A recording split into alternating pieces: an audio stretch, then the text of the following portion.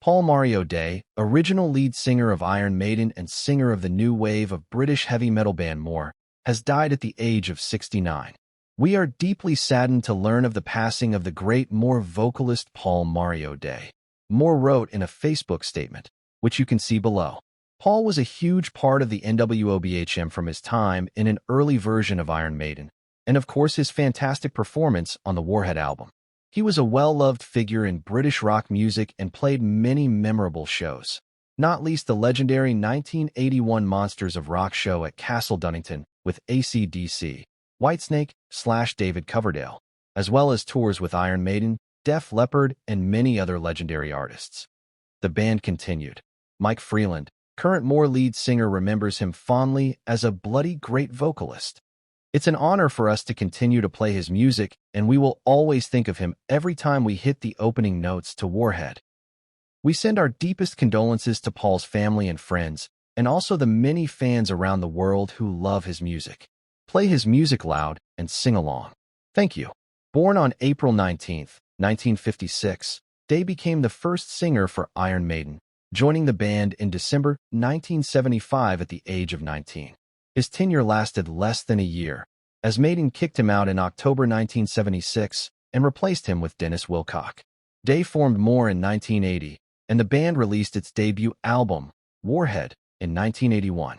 He left the band before the release of their second and final album, 1982's Blood and Thunder.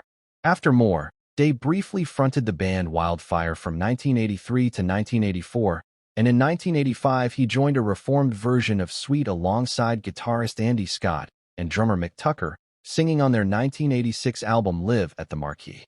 Scott also paid tribute to Day via Sweet's social media.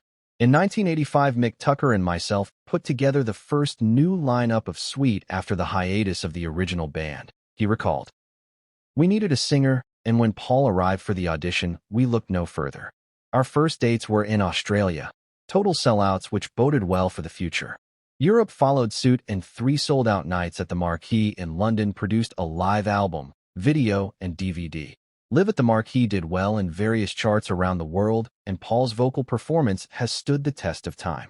Reflecting on his brief stint with Iron Maiden in 2019, Day told the Danish webzine Power of Metal, via Blabbermouth, "I never really was in a band. I just worked with guitar players in bedrooms, just sort of learning, experimenting, because I wasn't really a singer. I just felt I could sing." Eventually, Day asked bassist Steve Harris, "I think I'm a singer. Could I join your band?" And he went, "No." I went, "Okay, no problem." I went back to work. A few days, or maybe a week or two later, Steve says, "I couldn't say anything because the singer was with me of the band. I don't know who it was," and he says, "Yeah, I'm interested. Do you want to come and have a blow?" So I did. They liked me, and straight away, I was singing some of Steve's songs. He wrote some songs before the Iron Maiden period. They were in the old band. I sang, and he wanted me to stay. I seemed to fit, and then we started rehearsing. Then all the songs were being written, and I was singing his songs. Original Iron Maiden vocalist Paul Mario Day has died at age 69 following a battle with cancer. Day fronted the earliest incarnation of Iron Maiden in the mid-70s before going on to perform with More, Wildfire, and Sweet. Rest in peace, legend.